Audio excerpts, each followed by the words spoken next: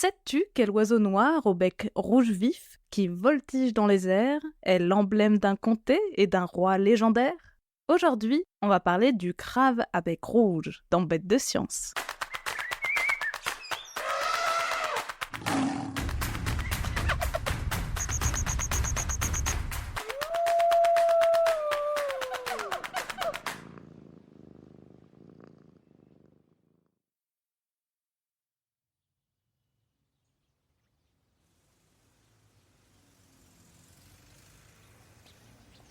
Ça y est, c'est l'automne.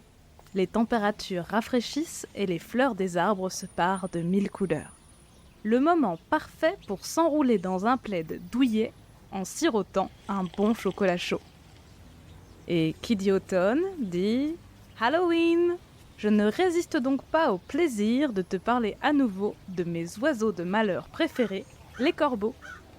Tu te souviens, je te racontais dans l'épisode dédié aux corbeaux calédoniens que ces oiseaux noirs ont plutôt mauvaise réputation. Aujourd'hui encore, des légendes inquiétantes leur collent toujours aux plumes et on les accuse de tous les maux, comme de manger tous les œufs des petits passereaux. Ce qui a bien sûr été démenti par les scientifiques. Même si c'est tentant, je ne vais pas te parler du grand corbeau, familier des sorcières. Non.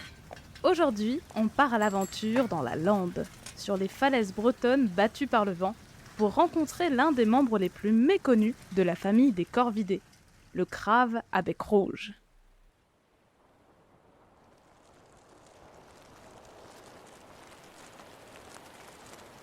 J'espère que tu as prévu un bon coupe-vent parce que ça souffle. Garde bien ta casquette enfoncée sur la tête si tu ne veux pas qu'elle s'envole. Il y a un peu de brume et quelques gouttes de pluie, mais pas assez pour nous décourager. Car nous y sommes. Voici l'entrée de la réserve du Cap Sizun dans le Finistère. Cet endroit aménagé est protégé depuis 1959 afin d'offrir aux oiseaux marins les meilleures conditions pour se retrouver et élever leurs petits. Au printemps, ça fourmille de bébés emplumés. Mais pour l'heure, on a un peu une sensation de fin du monde. Les falaises de granit majestueuses ont les pieds éclaboussés d'écume, et le vent du large nous balaye le visage.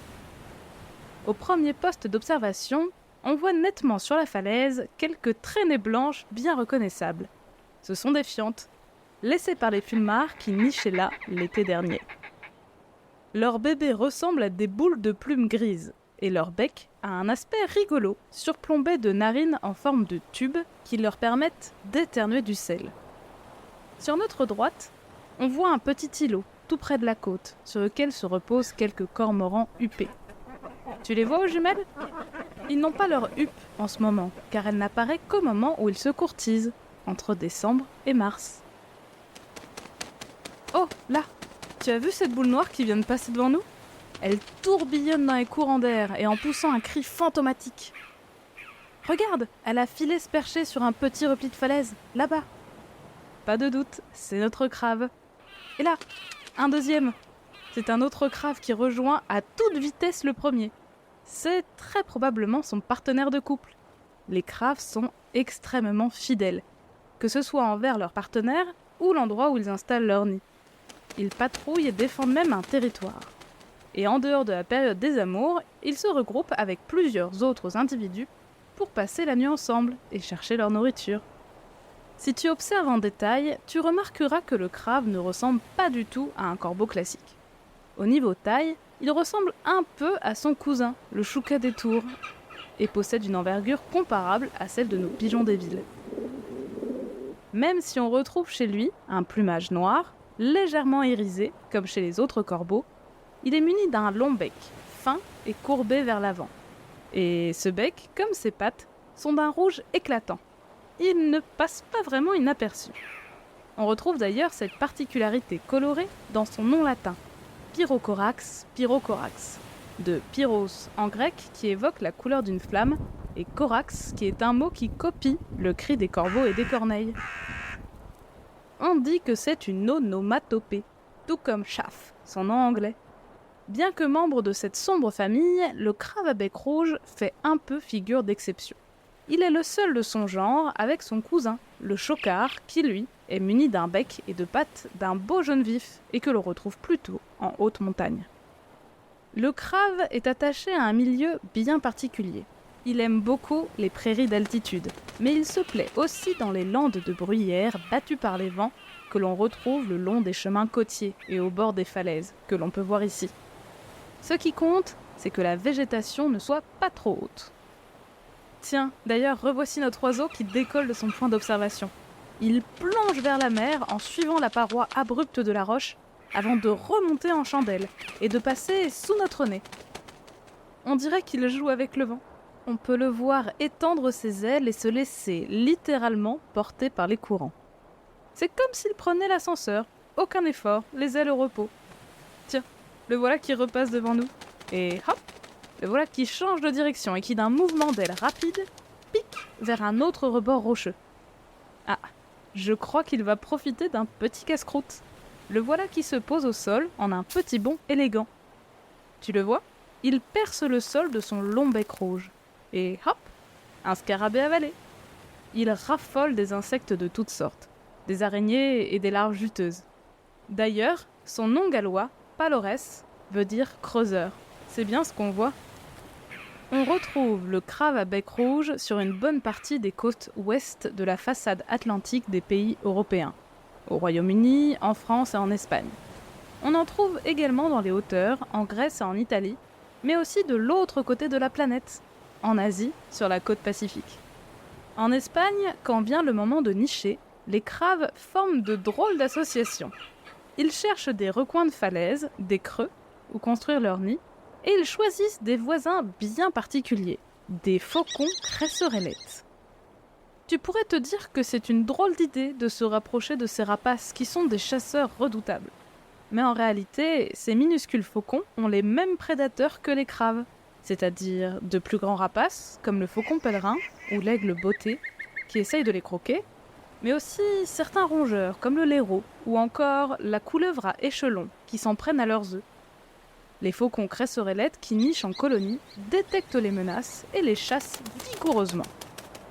Les craves y gagnent donc de super protecteurs et peuvent ainsi élever plus de petits. Plus amusant encore, une étude parue en janvier 2023 montre que les craves vont même jusqu'à partager un même nichoir avec des chouettes effraies. Elles dedans et eux sur le toit.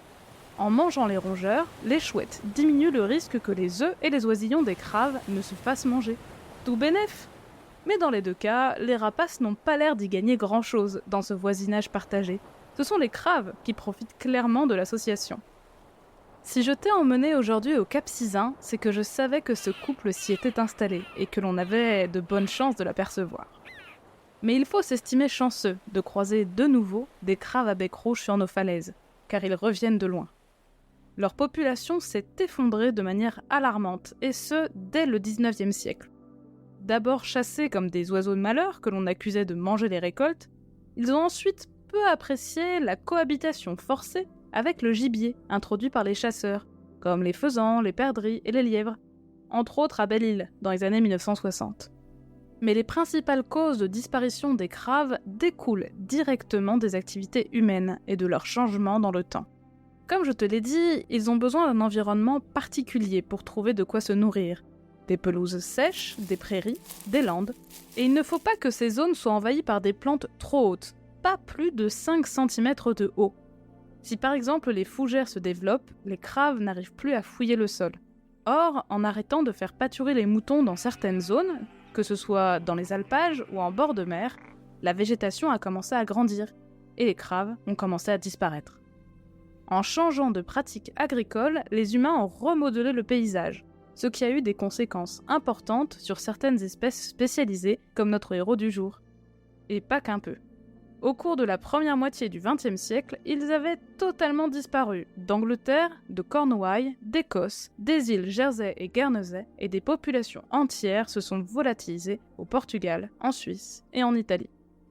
Mais alors, comment faire pour sauver ce petit corbeau des falaises ? Des côtes silencieuses, ça se remarque. Et peu à peu, les humains se sont rendus compte du déclin du crave à bec rouge. Les Britanniques se sont inquiétés de la disparition d'un de leurs oiseaux emblématiques et ont lancé plusieurs programmes de réintroduction. L'un d'eux, baptisé Birds on the Edge, oiseaux sur le fil du rasoir en anglais, date de 2010 et vise à ramener des craves sur l'île de Jersey.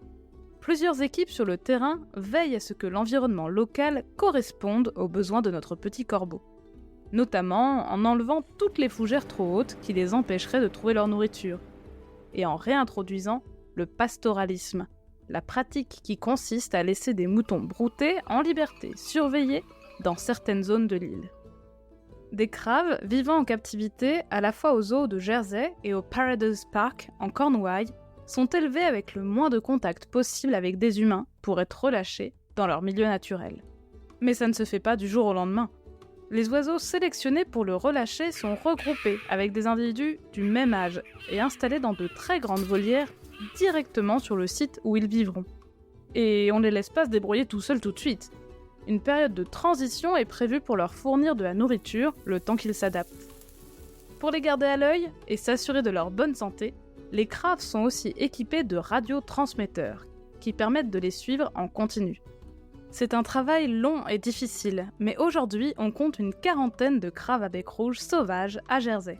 Les premiers oiseaux ayant été relâchés en 2013 sur l'île, c'est une belle victoire pour leurs protecteurs. En Bretagne, et sans réintroduction, le crabe se porte un peu mieux qu'au siècle dernier. Alors qu'on ne comptait qu'une cinquantaine de couples nicheurs dans toute la Bretagne au début des années 2000, les derniers comptages de 2021 ont révélé que 57 couples vivaient sur le seul site de Belle-Île-en-Mer, alors qu'il n'était qu'une petite vingtaine entre 2004 et 2008 sur cette même île. Sacrée remontée! Mais la région emblématique du crabe à bec rouge, c'est bien la Cornouaille, chez nos voisins britanniques, la pointe ouest de l'Angleterre. Ils trônent même fièrement au centre de leur blason. Alors qu'il y était très répandu, le crabe a petit à petit disparu des falaises, jusqu'à complètement s'éteindre après 1952, date à laquelle le dernier couple nicheur a été observé. Imagine le désespoir des habitants qui ont perdu leur oiseau symbole. Il faut dire que cette région d'Angleterre est, au même titre que notre Bretagne, riche de mythes et de légendes. On y croise des menhirs, des dolmens, et en regardant bien quelques farfadets malicieux. En Cornouailles, on trouve notamment le château de Tintagel, la résidence d'origine du célèbre roi Arthur. On dit qu'à la toute fin de sa vie, alors qu'il a été mortellement blessé lors de la terrible bataille qui l'oppose au traître Mordred, il aurait été transporté en secret par la fée Morgane sur la mystérieuse île d'Avalon pour y être soigné, avec la complicité d'autres puissantes enchanteresses. Certaines versions de l'histoire racontent que son âme se serait envolée sous la forme d'un crabe à bec rouge, dont la couleur du bec et des pattes rappelle ses blessures ensanglantées. A-t-il péri ? Est-il toujours vivant ? Personne ne le sait. Mais on raconte que si les crabes venaient à disparaître, puis à réapparaître, alors le roi Arthur reviendra en Angleterre pour restaurer la gloire passée de son royaume. Et devine quoi ? En 2001, après 50 ans d'absence, 4 crabes se sont installés sur les falaises de Cornouailles. Ces petits voltigeurs sont revenus chez eux. Est-ce que le légendaire roi Arthur les accompagnait ? Mystère. Allez, on récapitule. Le crabe à bec rouge est un oiseau noir au bec rouge de la famille des corbeaux. On le trouve en montagne et sur les côtes où il virevolte et fait des acrobaties aériennes. Nichant dans les falaises, il peut parfois se rapprocher de faucons et de chouettes pour s'assurer une meilleure protection. Devenu rare au cours du siècle dernier, il regagne du terrain grâce à plusieurs programmes de réintroduction. Aujourd'hui, il est de retour en Cornouailles anglaise, apportant peut-être avec lui l'âme du roi Arthur. Alors, pas si bête, le crabe à bec rouge ?